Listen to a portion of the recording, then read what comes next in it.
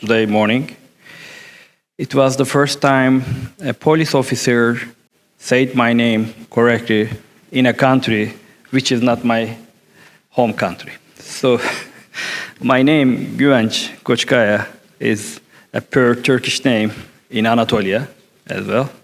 And in the Western Europe or US, people mostly say Guvenc or Kockaya or something. But the border police say 100% correct, Güvenç Koçkaya. So that's weird, but that's good. That feels like at home. So may my presentation come on board? Thank you. So I get a brief about talking how we can apply economics to the HTA process.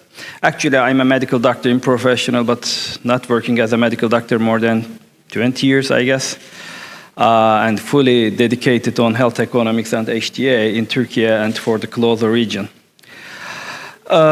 First question, do we need economic data? When I was in medical school, my lecturers say, if it is health, you don't need to think about the money.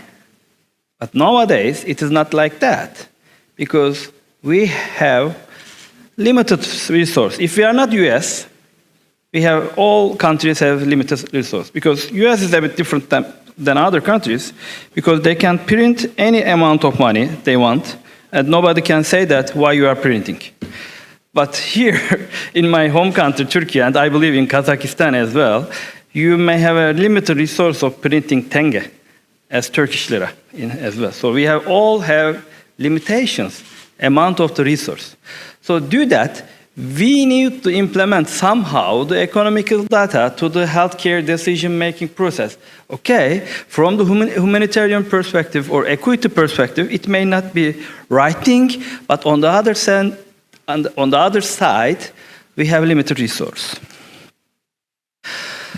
I believe in the first sessions, and it was mentioned somehow how we can get economical data. When the countries like Kazakhstan or Turkey started these kinds of things to implement, it was another big question. Okay, we decide to implement because we have limited resources and we want to make better decisions than before because it's growing and we need innovation somehow. Okay, where we get the resource? I believe it is there. If you know how to look, it is there. It is there in clinical data. It is there in healthcare utilization database. I believe it may be easy to implement, or it is already implemented, the digital health record. Also, there may be some expert opinions. For example, I put here expert opinion because at the end of the day, if there is no data from the relevant country, you may ask to the physicians, what's happening in your clinic? How many times you see the patients? Which kind of test are you asking for? Which kind of medicines are you prescribing? Or what is the medical device you are looking for in this treatment? Or how many of them? So if there is no data, there are still people in the field. These are physicians. These are healthcare professionals. So I believe if you want to get the economic data, it is there. Okay, then we decide to implement economic data. We decide or we find the data somehow, and how we analyze. Actually, there are cost effectiveness and cost benefit analysis. I believe you already heard about these kind of things. But the debate is, can we assess a treatment with a cost and comparing with the effectiveness? Here, there are some questions.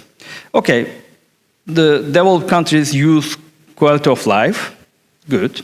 It's a thing that we can decide. But is it the right thing to discuss quality of life? Or which kind of effectiveness that I may choose for making a decision? For example, think about hypertension. You have a high blood pressure. And there is a new treatment on board, and you need to give a decision. You may think about the cost of effectiveness ratio is depend on the lowering the blood pressure. Okay, this may be a good thing. But if the blood pressure is lowering, but your patients are going stroke or MI. So, or your blood pressure still remaining, but the patients go better stroke, less MI.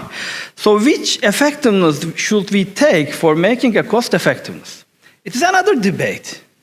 So in this case, maybe HTA perspective for making a clinical effectiveness perspective and compare the medicines out of the cost may be a better issue to make a decision. It's my opinion. As it is, as for example, I believe there is no one from Germany, is there? For example, cost effectiveness is a very hard thing to discuss in Germany because if you have no head-to-head study, ECONIX is not accepting any cost effectiveness study and say we cannot compare. So if there is no head-to-head study for comparing in the clinical data, how we can compare them in the cost setting? So it is another debate to discuss for cost effectiveness. But budget impact, I believe it is one of the most important things because the treatment may be cost effective, okay, but maybe because of your all healthcare expense in this year. Because you will get a saving for 10 years' time, that's good. But if we pay the 10 years' time money today, it is cost effective. Yeah, it is very cost effective. But it is not cost effective for my budget because I have a limited budget again. So budget impact analysis come on board in developing countries like Turkey and Kazakhstan while we have limited resources. Okay, there is another debate. Which model we would like to use? In the decision process. Markov model, decision tree, simulation models. One of my lecturer, Mondor Taumi from France, maybe most of them maybe know him. Every time he say that, if things are getting sophisticated, believe that somebody is earning money. This means if someone put a new title to the table, then somebody need to learn that. And somebody need to learn that, somebody need to teach that. So these things going on. So if you want to put a new thing on board, this means things are not working, actually. So here, the list goes down, and you can put here time shared modeling or differentiated modeling, everything. There are different names. But the right thing is that you need to choose one of them, which is fit your needs and fit your capacity. Because using economic data on the other side, it is a good for making a decision for resource allocation. As coming back to the beginning, we have limited resource. So we need to count before we make a decision. Because if you cannot count what is happening, you cannot make a decision because the numbers are numbers. There is no lie on numbers. It is 1, 2, 3, 4. Nobody can say that it is not 4, it is not 2. It is numbers. So at the end of the day, you need to use the economic data somehow to make your resource allocation. And also policy making and planning, it is another thing for the government as well. Because you have a population, you have a country that you need to care about them. And not today, for the upcoming 100 years. So you are responsible for this population. So you need to make a policy how to move forward. For example, as Spain example that just we heard about a couple of minutes ago, they need innovation. And so the policymakers say, we need innovation in the COVID time, in this time, how we can move forward. So these kind of settings is important for economical data. Transparency and accountability. Yeah, these are good buzzwords from English as well. Transparency is my best word, actually. Think about France. Do you know the France HTA committee name is Transparency Committee? So is it transparent? I don't think so. But transparency is one of the things that we every time discuss about, but nobody knows when it is happening. But at the end of the day, again, I'm back to numbers. I'm back to economical data. If you put the numbers on board, nobody can say that it is not that, because it is numbers. It is not a politician like me speaking here and manipulating the speak or manipulating the topic. It is numbers. Nobody can lie on numbers. And I would like to give some examples from Turkey and finalize my presentation, my last 4 minutes.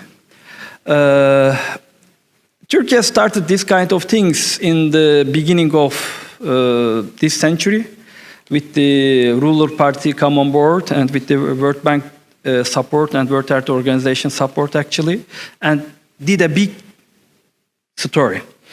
But when we started the health transformation program in 2003, the economical data mandatory economical data submission from the pharma companies established in 2009. I believe Professor Sucu was there at the time in Ministry of Health in Turkey. So at the beginning, everybody resist on that. Academicians resist on that. Companies resist on that. They say that we cannot do this because there is no data. We cannot do this because nobody knows how to do this.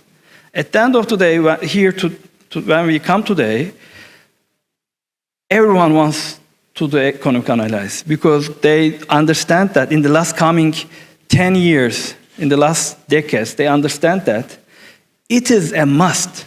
Otherwise, how we can make a decision? How we can understand each other's? Because only numbers are not lies. Only numbers doesn't lie. Only. The rest is politician. So after that, and Turkey allow economic analysis. And first they started for the reimbursement decision, actually. Now it is in the regulatory process. And Turkish government, Minister of Health asked that if your product may have a value to Turkish economy, then your product may get faster regulatory approval than from the other products. So now in Turkey, we are using economical analysis in reimbursement part, but also in the regulatory part as well. So that may be, I believe, a good example. And when you look at history, there were big resistance from the academicians, from the pharma companies, and now all of the parties are looking for this kind of analysis because it is the only way that you can move forward for innovation and for making an equity and sustainable healthcare system. Thank you. Thank you.